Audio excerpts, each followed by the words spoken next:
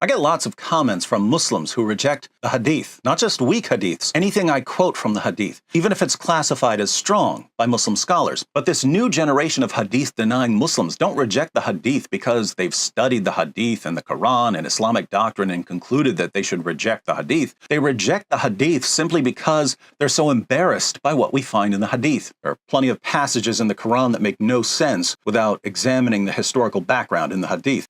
We don't even know how the Quran was put together without going to outside sources. But my response draws attention to a problem for the new generation of Quran-only Muslims. The older generation of Quran-only Muslims adopted a particular theological position, and they accepted the consequences of denying the Hadith. The new generation of Quran-only Muslims say that they reject the Hadith, even though their beliefs and practices come from the Hadith. In other words, they pray 5 times per day without realizing that this comes from the Hadith. They recite the Shahada without realizing that this comes from the Hadith. Informed Quran-only Muslims, people like Hamza Abdul Malik, don't pray 5 times per day. They don't recite the Shahada. I asked Hamza if he recites the Shahada. He said, nah, it's shirk.